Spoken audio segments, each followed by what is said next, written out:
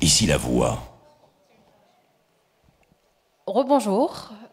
J'avais envie de commencer avec cette petite introduction auditive parce que je pense que c'est un son qui a quand même marqué un petit peu le monde de l'audiovisuel, même si c'est une émission qui n'est pas de chez nous. Et je pense aussi que même quand on n'a pas regardé l'émission, on l'a forcément entendu quelque part, cette voix. Et c'est vous dire que l'impact de la voix au-delà de la radio qui existe depuis des années a toujours été présente. Pour être honnête avec vous, vous imaginez, j'ai modéré toute la journée, mais là, comme on a toute la journée parlé d'authenticité, de prise de risque, là, je vais être très authentique, parce que j'ai même lâché ma tablette avec toutes les prises de notes que j'avais notées, et je vais m'appuyer uniquement sur cette présentation pour partager avec vous quelques insights et un petit peu ma vision du podcast, en espérant que ça enclenche peut-être un échange derrière. Alors, at first I'm shy, then I'm a podcast. Je suis tombée sur cette phrase il y a quelques temps sur Instagram et je me suis dit, tiens, elle tombe bien, je vais la reprendre pour ma présentation parce qu'elle me représente et je dirais que pour la traduire, je dirais qu'avant j'étais timide et maintenant je fais des podcasts. Et pour commencer, j'aimerais quand même faire un retour peut-être sur mon parcours. Alors l'idée n'est pas de faire parler mon ego pour vous dire j'ai fait ça, mais c'est plus pour vous expliquer comment j'en suis arrivée à faire du podcast. Ma première rencontre avec cet outil que je tiens, qui est le micro, remonte à 2012. En 2012, je participe à une émission en tant qu'invitée sur la chaîne, sur Alger Chain 3. Et c'était à l'époque l'émission Si la musique m'était comptée, qui était présentée par Hakim Chniti et Amal Fadi. Et l'idée, c'était de raconter des souvenirs en musique. Et je me rappelle qu'à la fin de l'émission, Hakim m'avait dit « Ah, mais tu sais, tu ferais une bonne animatrice ». Sachant que moi, à l'époque, j'avais déjà commencé à travailler un petit peu sur ma timidité, mais croyez-moi, j'étais incapable de prendre un micro et de m'adresser à un public. Quelques temps plus tard, mon père, qui écoute énormément la radio, et je pense que c'est le cas de nos parents et de toutes les générations aussi qui nous précèdent, il me dit écoute, il y a la radio Chain 3 qui organise un concours, tu devrais y aller et tester tes textes. Parce qu'initialement, ma passion pour la communication a d'abord commencé avec l'écriture. J'adore écrire. Et je me suis dit, bon, pourquoi pas. C'était donc le laboratoire de la 3. Et d'ailleurs, il y a des noms comme Hakim Chniti, Maher Zarabia, que vous connaissez, qui ont également participé à ce concours-là. Et dans celui de ma génération, il y a eu des gens comme Monsef Faïd Qassi, que vous connaissez certainement. Il y a Rim alias Rim Lastar, qui travaille à Jil FM. Donc ça, c'était en 2012. Je vais essayer de la faire courte. Je participe catégorie animation et je finis finaliste donc, de cette catégorie et je remporte ce concours. Et je me retrouve à l'âge de 23 ans à avoir 1 heure de direct. Bon, c'était une émission éphémère, mais je me suis retrouvée à avoir 1 heure de direct sur les ondes avec...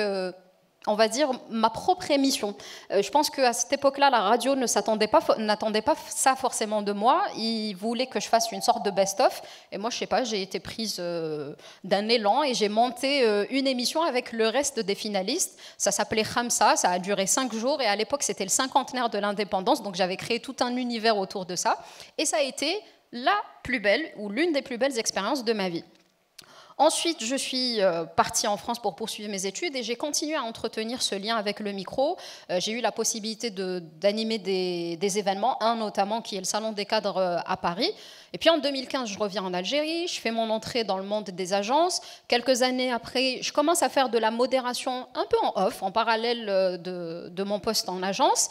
Et en 2019, comme j'aime le dire, il y avait une planète en orbite de ma vie qui entre en collision. Et cette planète, cette jolie planète, c'est Célia, qui est mon amie avec laquelle on a co-créé Éclosion. Éclosion, c'est le podcast qui donne la parole aux femmes algériennes. C'est une série d'interviews de femmes algériennes qui a pour but justement de donner la parole à ces femmes qu'on ne voit pas souvent, que ce soit lors des événements ou qui n'occupent pas assez la place publique. On sait que la prise de parole des femmes est assez complexe en Algérie, même s'il y a beaucoup d'efforts qui sont faits, mais il y a encore du chemin à faire. C'est ainsi qu'est née donc Éclosion. Alors je crois que j'ai le... Ah non, il faut que je vise là. Voilà, non, ça. Donc jusqu'ici, il y a eu 35 épisodes. Il y a eu une pause entre 2020 et 2021. même plus, parce qu'il y a eu le Covid, les incendies en Kabylie, les parcours de Célia et moi-même ont changé, donc on a préféré marquer une pause plutôt que de porter préjudice au projet. Mais il était hors de question que ça s'arrête. J'ai donc décidé en 2023 de le reprendre, je le reprends seul. Et on continue, ou du moins j'essaye de continuer à faire rayonner les Algériennes. Et comme je n'ai pas assez de travail et que je ne suis pas assez dingue, j'ai lancé un deuxième podcast qui s'appelle À cœur de com, qui n'est autre que le slogan de Table Ronde. Et dans ce podcast-là, je reçois à la fois des femmes et des hommes, des entrepreneurs, des professionnels de la communication et d'autres secteurs, mais qui ont, je trouve, des parcours intéressants et qui ont une expertise à partager. Et surtout, j'essaye d'aller vers des gens qu'on n'a pas forcément toujours entendu parler ou qu'on n'a pas entendu depuis longtemps. Pour le coup, là, je n'ai pas énormément d'interviews, mais je compte, ça va être le défi pour 2025 d'avoir plus d'interviews. Juste pour vous donner un ordre d'idée, j'ai eu Slim Othmani, qui est l'ex-PDG de NCR Wiba. Il y a Iman Achour, qui est business developer, qui a travaillé justement chez TBWA et qui est aujourd'hui à son compte. Et j'ai eu aussi Faisal Bezaoucha, qui est un photographe. Pour vous montrer un petit peu comment on appelle ça, la diversité des profils. Donc ça fait 6 ans, si je compte bien, depuis 2019, que je suis podcasteuse. Et à cette époque-là, il n'y en avait pas beaucoup. C'est très dur de faire une cartographie en Algérie, mais en tout cas, dans mon souvenir, il n'y en avait pas énormément. Il y en a même qui se sont lancés à cette date-là et qui n'existent plus.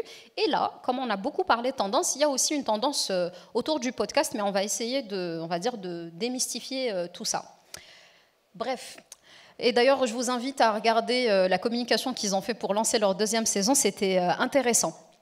J'aimerais, à main levée plutôt, savoir qui parmi vous utilise les mémos vocaux sur WhatsApp ou sur Instagram. Tout le monde, ok. Donc je pense que vous connaissez bien ce geste. Et j'imagine que vous aussi, vous appelez ça des podcasts, parce que depuis qu'ils les ont, que ce n'est plus limité à 1 minute, on se lâche. Et j'ai découvert, j'ai vu cette donnée récemment, il y a plus de 7 milliards de messages vocaux qui sont échangés chaque jour plutôt, dans le monde. C'est énorme et ça vous dit le pouvoir de l'audio. Hein, et on fait tous ce mémo en disant « Ah, coucou, je te fais un mémo parce que c'est plus pratique ». Et le podcast a justement aussi un aspect pratique dont on parlera après. Et qui parmi vous écoute des podcasts, mais pour le coup des vrais podcasts ? D'accord. Qui écoute des podcasts algériens? Ok, il y a quelques mains qui se sont baissées, mais on va dire que ça va. Est-ce que vous savez d'où vient ce mot? À main levée, est-ce que vous savez l'historique de ce terme? Alors, j'aime bien le rappeler parce que, oups, ça va un peu trop vite. C'est à lui qu'on le doit. Ben Hammersley, qui est un journaliste britannique, qui est un broadcaster, donc il travaillait à la radio. Broadcast signifie diffusion. En fait, il y a 2 étapes. Il y a eu une étape où un développeur et un programmeur étaient en train de tenter de faire des essais sur la façon de poster des audios sur Internet. Et ça remonte à loin. Sauf qu'à ce moment-là, on n'avait pas de naming. Arrive donc ce journaliste qui, à une époque finalement où il y avait le buzz d'Apple, parce qu'elle avait sorti le fameux iPod. On l'a tous croisé, ça a remplacé pour certains les MP3, pour ceux qui avaient les moyens de se le payer. Il a mixé ce mot-là avec le broadcast, qui est la radiodiffusion. D'ailleurs, c'est Apple qui a un peu été la première marque à se positionner finalement sur des podcasts. À l'époque, il y en avait, je crois, 3000 sur leur plateforme. Et donc, c'est la contraction des mots qui a donné le mot podcast, et c'est apparu en 2004. C'est assez récent, finalement, quand on y regarde de plus près. Et à travers le monde, il y a plus de 546 millions d'auditeurs, ce qui est énorme. En Algérie, c'est vrai que c'est un peu plus complexe d'avoir des chiffres. Alors, le format n'est pas encore démocratisé au point qu'on génère des études, mais ça va venir, et j'y travaille en tout cas de mon côté. J'ai pris quelques chiffres juste pour vous donner un aperçu de l'évolution. Ça, c'est des chiffres qui concernent les États-Unis. Donc là, les 9% correspondent à des écoutes mensuelles. En 2008, on était à 9% et en 2024, c'est passé à 47%. Et c'est plus ou moins le même ordre d'idée concernant les pays européens. Ceci dit, à mon échelle, j'ai essayé de lancer une petite enquête, même si je n'ai pas interrogé 45 millions d'Algériens, c'est vraiment un petit panel, on était à peu près à plus de 460 réponses. Je n'ai pas encore publié les résultats, mais ça va venir bientôt. Donc sur les plus de 460 personnes interrogées, 34,5% les écoutent depuis plus de 4 ans. Et il y a ces fameux 25% qui écoutent des podcasts depuis 2020. J'ai voulu garder cette date parce que le Covid a été quelque part une plaque tournante et une date qui a fait découvrir le podcast à beaucoup de gens parce que on était enfermés, confinés, on avait fait le tour. En fait, c'est comme un enfant à qui on a donné des jouets. Il a fini de jouer avec ce qu'il avait, il va chercher autre chose. Il s'est passé un petit peu la même chose. On a commencé à tourner en rond et il y a eu, on va dire, cet essor du podcast où on a découvert notamment des podcasts internationaux, puisqu'à l'époque, le podcast algérien, comme je le disais tout à l'heure, n'était pas encore très avancé. Donc une date assez marquante. Et puis, j'ai bien sûr, alors il y a énormément de questions sur les habitudes, mais ça viendra avec les résultats de l'enquête. J'ai bien sûr demandé sur quelle plateforme les gens consommaient ce genre de format. Sur des enquêtes à l'étranger, YouTube n'arrive pas forcément en première place, c'est souvent Apple, Spotify, YouTube arrive peut-être en troisième, ça a tendance à changer, mais en Algérie, ça arrive en première place. On peut expliquer ça, je le fais avec vraiment ma propre lecture, d'une part parce que les deux autres plateformes nécessitent soit un abonnement ou déjà juste d'avoir un iPhone. Et en même temps, la tendance, encore une fois, ce mot aura beaucoup été utilisé aujourd'hui, fait qu'on est passé à l'image. Alors que, comme je le disais tout à l'heure, un podcast, et ça c'est une idée, je peux paraître un peu vieille école et jeune femme qui ne veut pas trop évoluer, mais le podcast reste avant tout, du moins dans sa nature originelle, reste un format audio. Et honnêtement, et on va en parler tout à l'heure, quand on regarde les podcasts vidéo, c'est souvent juste des plateaux ou alors ce fameux setup où on voit une chaise avec une table, un micro, c'est très joli. Mais après, moi, la question que je me pose, c'est est-ce que sur un podcast d'1 heure, je vais rester fixée sur mon téléphone à regarder ces deux personnes discuter ? J'ai des doutes. J'ai déjà fait un petit sondage autour de moi. Souvent, c'est lancé sur YouTube, mais ils font autre chose. Et ce qui m'amène justement à parler des avantages ou de certains éléments, des caractéristiques du podcast. Il y a l'aspect pratique. Pourquoi ? Il y a l'aspect pratique que je vais marier à un autre paramètre. Par exemple, sur Éclosion, alors on est parti sur le format originel qui est donc de l'audio. On ne voulait pas d'image, tout simplement pour se détacher de ce que les réseaux sociaux imposaient déjà. Vous le savez, aujourd'hui, il y a une sorte de culte autour de l'image, autour de la visibilité, et on est parfois sur les réseaux sociaux, même souvent, dur avec les femmes. Et en fait, on voulait que notre audience, que notre public se concentre sur ce que les femmes qu'on interviewe ont à dire, et non pas sur leur manière de s'habiller, sur leur maquillage, sur leur façon d'être, etc. Donc il y avait cet enjeu-là. Mais au-delà de ça, un podcast, ce qui est bien, c'est qu'il est mobile. Sur YouTube, si vous verrouillez votre téléphone, le son est coupé. Alors que Spotify, des Apple Podcasts, etc., même le téléphone verrouillé, ça reste en arrière-plan. Aussi, quand on est j'aime souvent utiliser l'exemple de la radio. Admettons que là, je suis en voiture, je dois rentrer chez moi, je mets Alger Chin 3 par exemple, et il y a une émission ou un invité super intéressant. Sauf que l'émission dure 1 heure et mon trajet 15 minutes. Ce qui fait que quand j'arrive chez moi, je suis obligée d'éteindre le moteur, de monter chez moi, j'ai déjà raté peut-être l'essence même de l'interview. Je peux éventuellement la reprendre à la maison, mais si je suis à un rendez-vous, je ne peux pas rallumer la radio en disant à mon client « Ah pardon, il y a une émission intéressante ». Alors, il y a un format de podcast aujourd'hui au sein de la radio qui est le podcast du replay. Souvent, les émissions sont mises en ligne, ce qui permet de poursuivre peut-être l'écoute. Sauf qu'il y a encore un manque de réactivité à la radio où toutes les émissions ne sont pas forcément mises instantanément à la fin du direct. Là où le podcast est cool, justement, c'est que quand je mets pause dans ma voiture ou peu importe, Quand je rentre chez moi, je peux le reprendre là où je l'avais laissé, et si je veux, je peux écouter 10 minutes et encore m'arrêter. Donc il y a cet aspect très mobile, pratique, qui permet une liberté. On n'enferme pas notre auditeur, contrairement à un téléspectateur aussi. Devant la télé, je peux éventuellement vous imposer une pub qui vous permet de bouger 5 minutes, mais l'émission, si tu n'es pas devant l'écran, tu rates l'émission.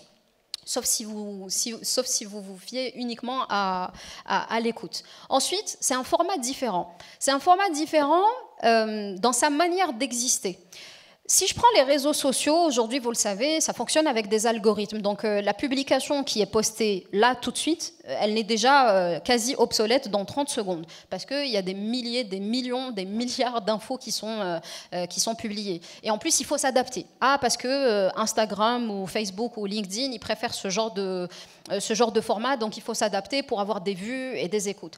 Là où le podcast est intéressant, justement, c'est que c'est un format qui dure. À la limite, même dans 5 ans, vous pourrez revenir sur Éclosion et écouter le premier épisode qui est sorti en novembre 2019. Il n'aura pas disparu, il aura toujours, peut-être qu'il y aura un mouvement temporel, mais il aura toujours du sens. Et c'est un produit qui n'a pas de date de péremption.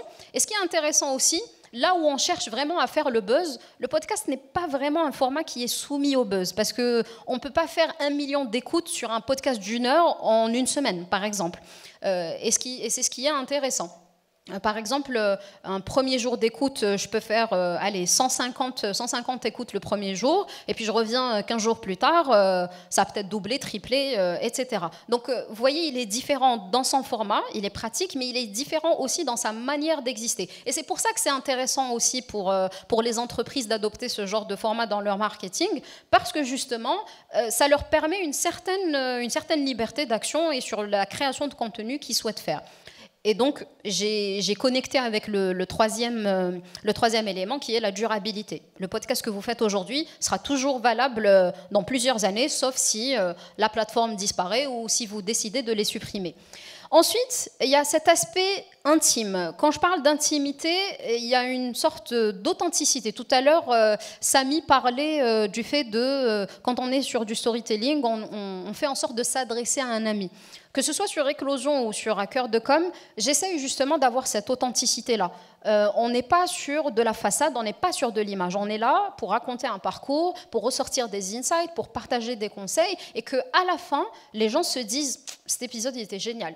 Et quand j'ai des retours justement par message ou par commentaire, c'est là où je me dis, ok, objectif atteint, parce que ça a soit inspiré une personne, ça a soit éclairé sur peut-être un métier, ça a peut-être donné des idées.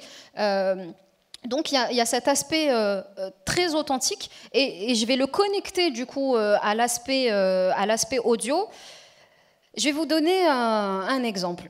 Admettons que je sois en interview. Je peux être chez moi un week-end, je peux être en jean basket, je peux être affalée, j'exagère, affalée sur mon canapé à interviewer mon invité. Ça pose pas de souci, on est dans une conversation. La seule différence, c'est que c'est enregistré, qu'il y a un micro. Mais dès lors que vous installez une caméra, il va tout de suite y avoir un changement de posture parce que il faut faire attention parce que ça, c'est pas mon bon profil. Je suis pas maquillée. Je suis décoiffée. Non mais et là. Vous avez une proportion, vous avez forcément un pourcentage d'authenticité et de concentration même de l'invité qui s'efface parce qu'au lieu d'être concentré sur l'intervieweur pour répondre à des questions, on va se dire l'image. Et il y a une pression. Donc tout ça, c'est ce qui fait que le podcast, en tout cas moi c'est ma manière de le défendre et je voulais vraiment vous éclairer là-dessus parce qu'on n'a pas forcément l'occasion d'en parler. Et ensuite, ça c'est un point qui peut peut-être intéresser justement les entreprises, c'est un format qui est sélectif. Quand on est sur Instagram, quand on est sur TikTok ou sur LinkedIn, on va dire que vous publiez votre contenu, même si vous êtes vous ciblez un public, il s'adresse quand même à tout le monde. Parce que n'importe qui, entre guillemets, sans que ça soit péjoratif, tombe dessus. Et en même temps, c'est du consommable. On parle aujourd'hui de fast content. Sur le podcast, c'est différent. Pourquoi je vais aller écouter, là j'ai Monsieur Jazairi en face, s'ils ont un podcast par exemple qui parle de téléphonie mobile, si ça ne m'intéresse pas, je ne vais pas écouter un de leurs collaborateurs en parler pendant 1 heure ou parler de l'histoire d'Orido. Mais si je suis intéressée par cette histoire-là, je vais y aller. Et c'est généralement un public qui est attentif, qui est à l'écoute, qui est curieux et qui a énormément de qualité, avec qui la création de liens est facile. Et tout ça, c'est des forces justement pour intégrer ce format-là au sein des stratégies marketing. Et justement, en parlant d'authenticité, sur la fameuse enquête que j'avais lancée, je voulais savoir si les interrogés étaient plus ou moins d'accord avec l'idée que le podcast permettait une authenticité, contrairement à d'autres contenus. 36% ont répondu qu'ils étaient plutôt d'accord, et je crois que ceux qui étaient complètement d'accord, c'était à peu près du 25%, si je ne dis pas de bêtises.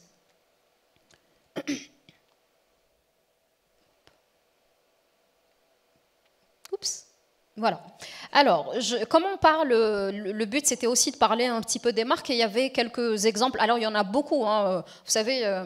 On parlait de Google tout à l'heure, il vous suffit de faire une recherche sur les podcasts des marques, vous allez en avoir beaucoup pour vous montrer que c'est possible. Donc là, ce que vous voyez à l'image, le premier c'est Eucerin, qui est une marque donc, de dermo-cosmétiques. D'ailleurs, c'est intéressant la manière dont ils l'ont valorisé. Le premier podcast qui traite des boutons d'acné sans les montrer. C'est une marque de cosmétiques qui a trouvé sa ligne éditoriale tout comme les autres. Ma santé en poche a été lancée par UPSA. The Secret to Victory, c'est Gatorade. J'espère que je n'écorche pas le nom. En fait, c'est une boisson énergisante ou une boisson à destination des sportifs, je vais dire ça comme ça. Et ils font des interviews.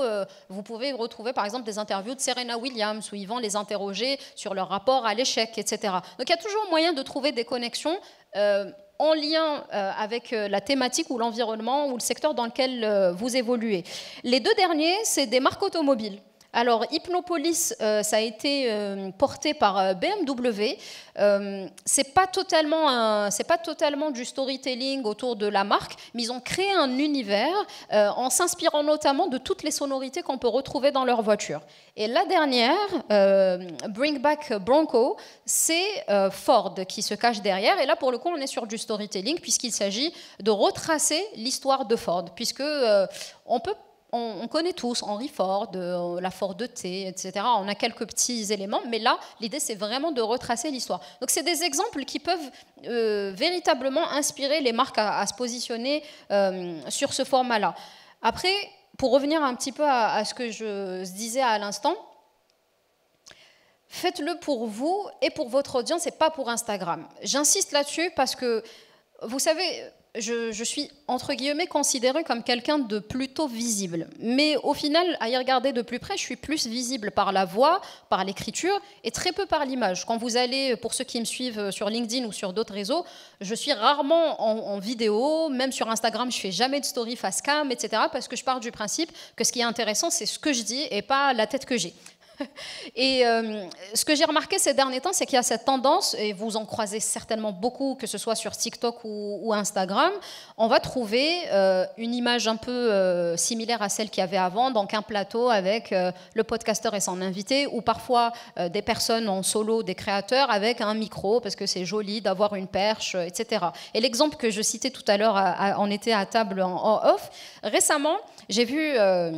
je vais essayer de dépersonnifier, mais j'ai vu un créateur de contenu qui, soit dit en passant, est un bon créateur de contenu, qui a une ligne éditoriale, qui est respecté, etc. Qui a depuis toujours fait du contenu face caméra, qui s'exprime en reel ou en réel, vous appelez ça comme vous voulez, et en story, et qui était, en termes de qualité, très bien.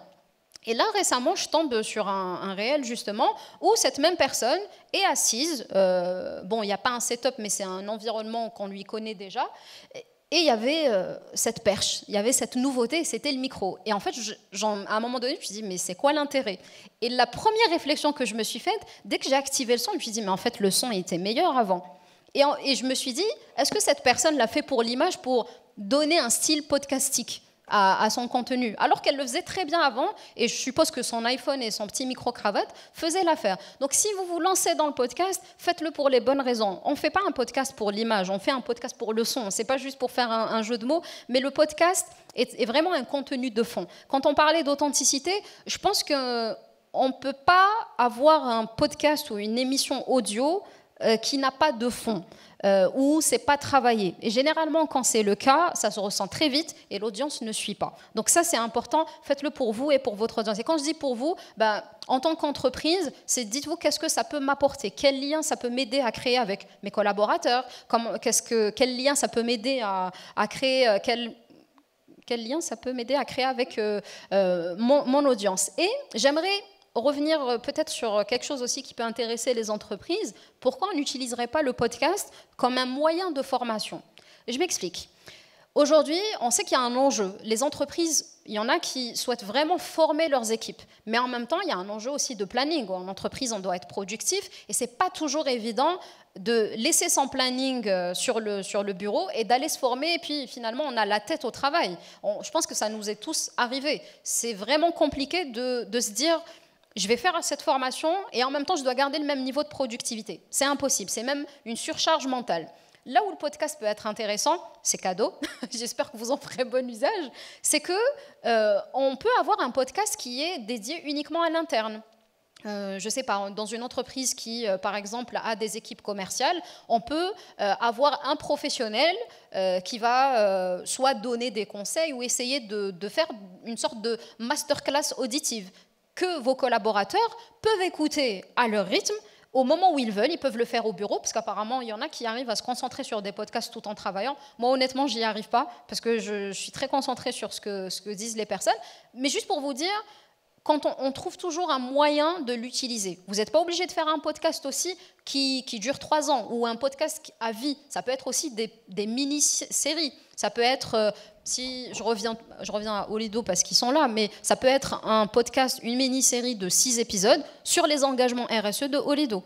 Ça peut être l'historique de Olido en Algérie depuis 2004 à ce jour. Donc ça peut être 10 épisodes, ça peut être des interviews de collaborateurs. Et ça peut autant servir l'interne, ça peut servir aussi les nouvelles personnes qui intègrent l'entreprise. Parce qu'on parle souvent de cet onboarding qu'on n'a pas le temps de faire. Et le podcast peut intervenir comme un outil.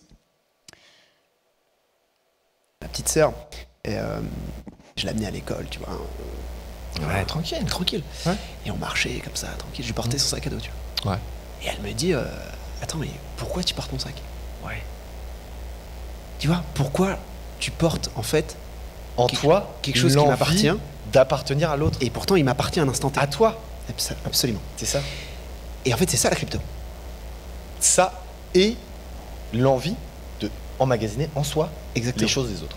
Tu as quelque chose, tu possèdes quelque chose qui n'est pas forcément à toi, ouais. Mais toi, t'en fais quelque chose. C'est ça.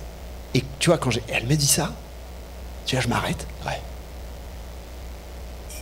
Et je suis là face à ma petite sœur. Hein. Ouais.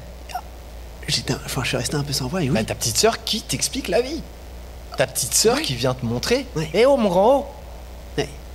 Réveille-toi. Ouais. Réveille-toi.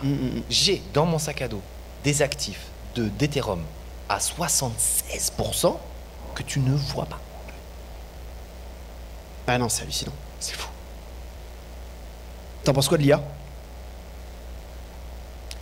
Alors, j'ai vu au départ des yeux qui se plissaient en mode de quoi il parle, j'ai vu des rires, vous aurez compris, c'est vraiment satirique, hein, mais ça renvoie un petit peu la perception du public sur les podcasts business. On a toujours ce truc où on a envie de montrer qu'on est quelqu'un de réfléchi, qu'on est dans l'intellect, on essaye d'utiliser des mots-clés un peu tendance. Il ne faut surtout pas tomber là-dessus. Alors, il y a beaucoup de choses à dire, mais je ne sais pas si vous avez encore l'énergie, mais on peut peut-être échanger si vous avez des questions, même si je ne considère pas avoir toutes les réponses au sujet du podcast. Mais comme on n'a pas eu forcément l'opportunité de débattre, je vous propose de le faire maintenant si vous avez des questions ou des réflexions à partager et je serai ravie d'y répondre.